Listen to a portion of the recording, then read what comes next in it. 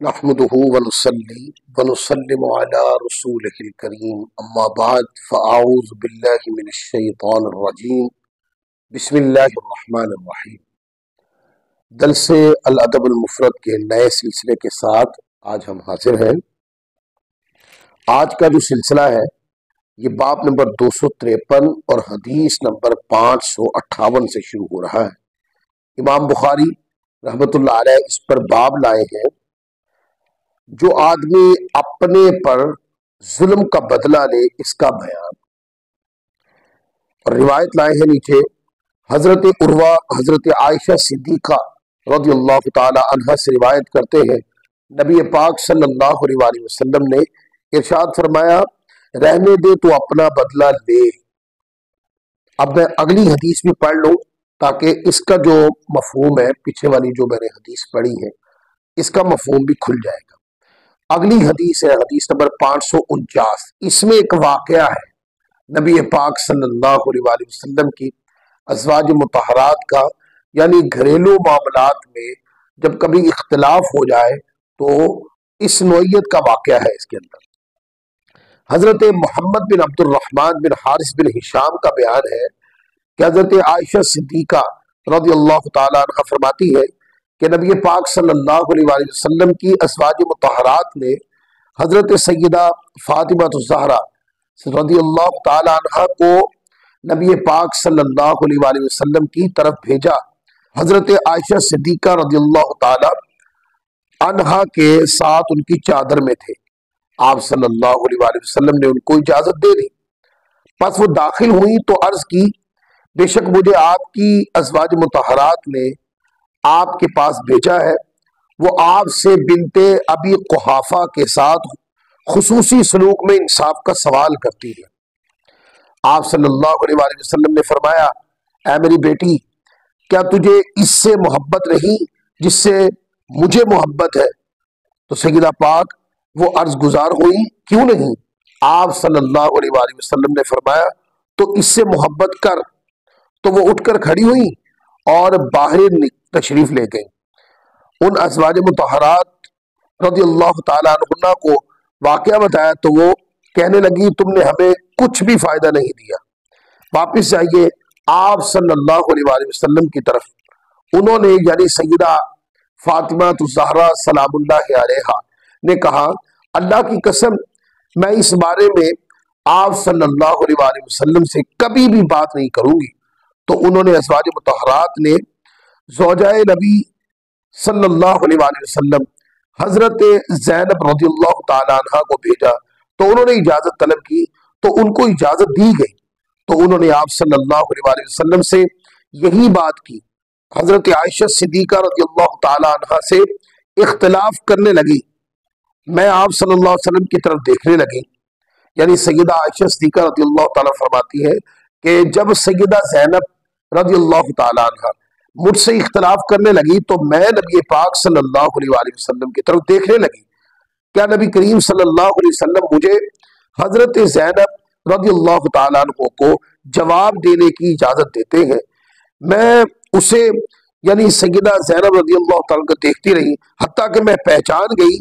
کہ نبی کریم صلی اللہ علیہ وآلہ وسلم میرے جواب دینے کو ناپسند نہیں فرمائیں گے، پس میں حضرت زینب کو جواب دینے لگی تو تھوڑی ہی دیر گزری تھی کہ میں ان پر غالب آ گئی، پس رسول اللہ صلی اللہ علیہ وسلم دونوں ازواج مطہرات کے آپس میں اختلافی گفتگو کرنے پر مسکرا دیے، پھر فرمایا، ہاں ہاں آخر ابو بکر کی بیٹی ہے۔ اب یہ جو جملہ آخر والا ہے نا کہ سیدہ عائشہ صدیقہ رضی اللہ تعالی عنہ نے جب حضرت زینب رضی اللہ تعالیٰ عنہ کے اٹھائے ہوئے سوالات اور کیے ہوئے اختلافات کے اوپر جب جواب دیا اس کا، تو آپ اپنے دلائل میں ان کو سیٹسفائی کرنے کے اندر کامیاب ہو گئی اور ان کے جو سوالات تھے ان کا جواب دینے میں کامیاب ہو گئی۔ اور بعض روایات میں آتا ہے کہ اس پر حضرت زینب رضی اللہ تعالیٰ عنہ خاموش ہو گئی۔ اس پر حضور علیہ الصلوۃ والسلام مسکرائے اور فرمایا، ہاں ہاں یہ صدیق اکبر یعنی ابو بکر صدیق رضی اللہ تعالیٰ کی بیٹی جو ہے۔ تو اب ہم اس پورے واقعے سے ہمیں یہ دیکھنا چاہیے، جو چیز سمجھنی چاہیے دیکھیں اختلاف ہو جانا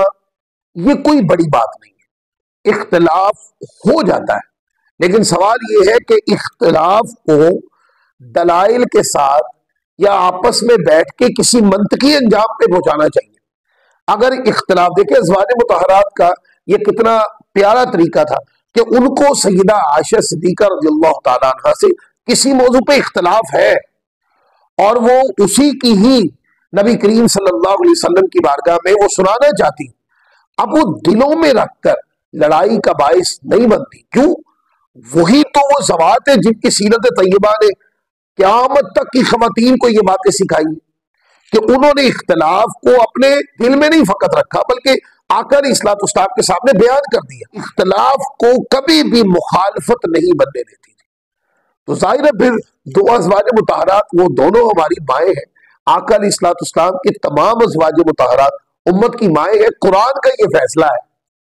تو بڑوں کے مابین جب اختلاف ہوا تو دیکھیں ایک طرف اختلاف تھا، انہوں نے بیان کیا، اور دوسری طرف پھر اس کا جواب دیا گیا، اور جب جواب دیا گیا سیدہ زینب رضی اللہ تعالی عنہا اور دیگر ازواج مطہرات کے جو سوالات تھے اس میں اس کے جوابات آ گئے، تو جب جوابات آ گئے تو سیدہ زینب خاموش ہو گئی۔ تو اس پر آقا علیہ الصلوۃ والسلام نے سیدہ عائشہ صدیقہ رضی اللہ عنہ کے مضبوط دلائل دینے پر تحسین فرماتے ہوئے اور مزاح فرماتے ہوئے مسکراتے ہوئے حضور علیہ الصلوۃ والسلام نے یہ کلمات ارشاد فرما دیے، ہاں ہاں صدیق اکبر کی بیٹی جو ہے۔ اب آگے دیکھیں، آگے باب نمبر 254 ہے قحط اور بھوک میں دل جوئی کرنے کا بیان۔ اس کے اوپر دو حدیثیں کٹھی پڑھیں گے۔ حضرت ابو ہریرہ رضی اللہ تعالی عنہ سے روایت ہے، فرماتے ہیں کہ آخری زمانے میں بھوک ہوگی، جو آدمی اس دور کو پائے اسے بھوکے جگر والوں کے ساتھ نہ ملائے، سارے ہی بھوکے ہوں گے اس وقت۔ اگلی حدیث ہے حدیث نمبر 561، حضرت ابو ہریرہ رضی اللہ تعالی عنہ سے روایت ہے کہ انصار نے نبی پاک صلی اللہ علیہ وآلہ وسلم سے عرض کی، ہمارے اور ہمارے بھائیوں کے درمیان کھجور کے درخت تقسیم فرما دے۔ آپ صلی اللہ علیہ وآلہ وسلم نے فرمایا نہیں، تو انہوں نے یعنی انصار صحابہ نے مہاجرین صحابہ سے کہا تم محنت کرنے میں ہماری مدد کیا کرو، ہم تمہیں ان کھجوروں کے پھلوں میں شریک کریں گے۔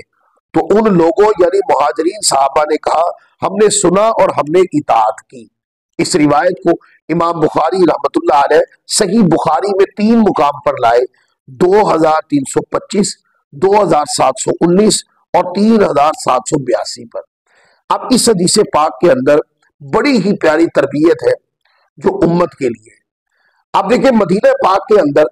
جب مہاجرین صحابہ آئے تو انصار صحابہ کرام کے مابین مواخات ہوئی تھی۔ جب مواخات ہوئی تھی تو انصار صحابہ نے جان و دل فدا کر دیا تھا مہاجرین پر، اور وہ انصار ہی حضور کی بارگاہ میں یہ عرض کر رہے ہیں یا رسول اللہ ہمارے جو کھجور کے درخت ہے وہ ہمارے بھائی جو مہاجرین ہیں جو مکہ سے آقا آپ پر فدا کر کے آ گئے سب کچھ، یا رسول اللہ ان صحابہ کے ہمارے بھائیوں کے مابین تقسیم کر دے۔ یہ انصار نے کہا وہ جو ان کھجوروں کے اصل مالک ہیں لیکن ان کی طبیعت کے اندر اپنے بھائی کے لیے اخوت ایسی ہے، اپنے بھائی کے لیے چاہت ایسی ہے کہ وہ چاہتے ہیں کہ ہمارا جو مال ہے وہ آدھا ہمارے بھائیوں کو ملے۔ تو عرض کی یا رسول اللہ ہمارے مابین درختوں کو تقسیم فرما دیجیے۔ تو آقا علیہ الصلوۃ والسلام نے فرمایا، آپ علیہ الصلوۃ والسلام نے منع فرما دیا۔ تو اس پر انصار صحابہ نے مہاجرین صحابہ سے کہا کہ چلیں پھر اس کا رستہ نکال لیتے ہیں کہ آپ کاموں میں ہماری مدد کریں، جب پھل آئے گا تو آدھا آدھا تقسیم کر لیا جائے گا۔ جیسے ہی یہ بات بولی تو جو مہاجرین صحابہ تھے انہوں نے فوراً کہا ہم نے سنا، یعنی سمعنا و اطعنا، ہم نے سنا اور اطاعت کی۔ اب اس سے یہ دیکھیں حالانکہ اگر وہ لے بھی لیتے مہاجرین صحابہ تو ان کے لیے درست تھا، کیونکہ انصار صحابہ نے بطور تحفہ ہی پیش کیا تھا، لیکن ان کو یہ تھا کہ محنت اور مشقت کے ساتھ اپنی زندگی کے لیے انتظام و انصراف کرنا یہ ان کی طبیعتوں میں تھا۔ تو وہ چاہتے تھے کہ اگر انصار صحابہ ہمارے اوپر فدا ہو رہے ہیں، ہماری چاہت میں اپنے مال اپنا گھر بار سے دریغ نہیں کر رہے، تو ہم ان بھائیوں کے ساتھ مل کے کام کر کے ان کی مشقت کو کم کیوں نہ کریں۔ تو اس لیے انصار صحابہ نے ان کھجوروں کے لیے وہ صحابہ کرام کے ساتھ کام کرتے اور جب پھل آتا تو اس کو تقسیم کر لیتے۔ دوسرا نقطہ اس حدیث پاک کے اندر یہ ہے، آپ دیکھیں کتنی پیاری یعنی یہ اخوت کا پیغام ہے کہ باغ جو ہے وہ انصار کے ہیں، بنائے بھی انہوں نے ہیں، بڑے بھی انہوں نے کیے ہیں، پھل لگتا ہے اس سال سے پہلے تک سارا پھل وہ لیتے ہیں، لیکن آج ان کے بھائی آقا علیہ الصلوۃ والسلام کی خاطر اپنا گھر، کاروبار، مال و متاع، اپنی زمینیں، اپنے جائیداد مکہ کے اندر اور نبی پاک صلی اللہ علیہ وآلہ وسلم کی خاطر چھوڑ کے آ گئے۔ تو صحابہ کرام انصار صحابہ نے اپنی جائیداد کی پرواہ نہیں کی، انہوں نے کہا آپ رسول پاک کے لیے چھوڑ آئیں گے تو ہمارا مال آپ کے لیے حاضر ہے۔ تو یہ کیا ہے؟ احسار کے جذبات ہے۔ احسار کا بتایا کہ اپنے بھائیوں کے لیے احسار کرنا چاہیے۔ دیکھیں کتنے وسیع دل تھے انصار صحابہ کے، مہاجرین کے لیے اس کے دروازے کھول دی۔ آج مسلمانوں کو، مومنین کو اس سے درس لینا ہے کہ ہمیں اپنے مسلمان بھائی کے لیے اخوت کا رستہ کھولنا ہے، احسار کا رستہ کھولنا ہے، معاونت کا رستہ کھولنا ہے، مدد کا رستہ کھولنا ہے، اپنے بھائی کے لیے مدد کا رستہ کھولنا ہے، آسانی کا رستہ کھولنا ہے، اپنے بھائی کے کام آنا ہے۔ یہ ان احادیث کا پیغام ہے۔ لہذا جیسے اب رمضان المبارک چل رہا ہے تو رمضان المبارک کے اندر اپنے قریب دیکھیں، کوئی غریب ہو، کوئی لاچار ہو، مسکین ہو، کوئی بے سہارا ہو، اس کا سہارا بن جائے، کسی کے پاس سحری اور افطاری کے لیے سامان نہیں پہنچا دے، اور اسی طریقے سے کوئی گرا ہوا اٹھا لے، کوئی اپنی ضروریات زندگی کے اندر بہت کمزور ہو گیا ہے اس کو اٹھا لیجئے، اور اس پر ہزاروں عنوانات گن لیں آپ۔ احسار کا جو دائرہ کار بڑا وسیع ہے، لہذا جس سطح پر بھی احسار کر سکتے ہیں، جس سطح پر بھی مدد کر سکتے ہیں تو کیجئے۔ آگے حدیث ہے، حدیث نمبر 562، حضرت عبداللہ بن عمر رضی اللہ تعالی عنہما کا بیان ہے کہ حضرت عمر بن خطاب رضی اللہ تعالی عنہ نے قحط والے سال فرمایا جو سخت مصیبت کا سال تھا۔ حضرت عمر رضی اللہ تعالی عنہ نے کوشش کر کے دیہاتیوں کی اونٹوں اور زرعی زمینوں اور زیتون کے تیل سے خوب امداد کی، حتیٰ کہ آپ کی کوشش کے باوجود زرعی زمینیں خشک ہو گئی۔ تو حضرت عمر رضی اللہ تعالی عنہ دعا کے لیے اٹھ کھڑے ہوئے اور دعا کی، اے اللہ ان کا رزق پہاڑیوں کی چوٹیوں پر پیدا فرما۔ تو اللہ تعالیٰ نے ان کی اور مسلمانوں کی دعا کو قبولیت عطا فرمائی۔ جس وقت بارش نازل ہوئی تو حضرت عمر رضی اللہ تعالی عنہ نے کہا تمام تعریفیں اللہ کے لیے، اللہ کی قسم اگر اللہ تعالیٰ اس مصیبت کو دور نہ فرماتا تو مسلمانوں کے کسی بھی وسعت والے گھر والوں کو نہ چھوڑتا، مگر ان کے ساتھ ان کی تعداد کے برابر فقیر لوگوں کو ان کے ساتھ داخل فرما دیتا، تو 2 آدمی اس کھانے سے ہلاک نہ ہوتے جو ایک آدمی کے لیے ہوتا۔ اب اس حدیث پاک کے اندر چند چیزیں ہیں جو سمجھنے والی، وہ یہ کہ آپ پر مشکل آ گئی تو حضرت فاروق اعظم رضی اللہ تعالی عنہ نے مشکل کے اندر، آپ چونکہ امیر المؤمنین تھے تو آپ نے اپنے اختیارات کو بروئے کار لاتے ہوئے، اپنے سسٹم کو بروئے کار لاتے ہوئے، قحط کی وجہ سے لوگ مشکلات میں تھے تو ان کے گھروں میں جا جا کر کھانا پہنچانا یا اس کے علاوہ دیگر ضروریات کو آپ نے پہنچایا، قحط سے حتی الامکان بچانے کی کوشش کی۔ تو اس سے یہ نقطہ لے لیں، حکمران لوگوں کو چاہیے کہ جب قوم کے اوپر من حیث المجموع تکلیف آئے یا جزوی ہی آئے تو حکمران کا کام یہ ہے کہ اپنی رعایا کو آسانی دینا، مشکلات سے نکالنا، تکالیف سے نکالنا، ان کو راحت دینا۔ ایسا نہیں کہ امت کو، لوگوں کو، اپنی رعایا کو مشکل در مشکل میں ڈالتے چلے جانا۔ آپ دیکھیں سیدنا فاروق اعظم رضی اللہ تعالیٰ کی سنت کیا بتاتی کہ آپ زیادہ متحرک ہو گئے اور قحط کی وجہ سے آپ نے دیہاتیوں میں کی اونٹ دے کر زرعی زمینوں کو اور زیتون کے تیل کے ذریعے آپ نے ان کی مدد کی تاکہ کہیں ان کا کھانا پینا بند نہ ہو جائے۔ لیکن پھر بھی کہتے ہیں کہ قحط آ گیا، اور جب قحط آیا تو حضرت فاروق اعظم رضی اللہ عنہ تو مشکل آ گئی نا، اپنے کوشش سے آپ نے حتی الامکان جو کر سکتے تھے آپ نے کیا، لیکن وہ قحط کا آنا مقدر تھا۔ تو حضرت فاروق اعظم رضی اللہ تعالیٰ عنہ نے اللہ کی بارگاہ میں دعا کی، اور دعا کیا مولا ان کا رزق پہاڑیوں کی چوٹیوں پر پیدا فرما۔ تو کہتے ہیں کہ آپ کی اور مومنین کی دعا قبول ہوئی، حتیٰ کہ بارش نازل ہو گئی، اور جب بارش نازل ہو گئی تو وہ قحط ختم ہو گیا،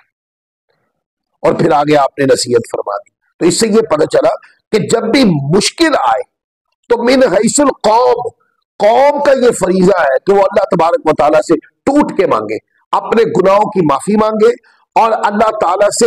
طلب فضل، طلب رحمت جو ہے وہ ٹوٹ کر طلب کرے۔ جب بندہ صدق کے دل کے ساتھ اللہ تبارک و تعالیٰ عز و جل سے ٹوٹ کے مانگتا ہے تو اللہ تبارک و تعالیٰ کی بارگاہ سے اس کو عطا کیا جاتا ہے۔ پھر آگے حدیث نمبر 563 دیکھیں، حضرت سلمہ بن اقوا رضی اللہ تعالیٰ عنہ سے روایت ہے، فرماتے ہیں کہ نبی پاک صلی اللہ علیہ وسلم نے ارشاد فرمایا، تمہاری قربانی تم میں سے کوئی ایک بھی 3 دن کے بعد صبح نہ کرے کہ اس کے گھر میں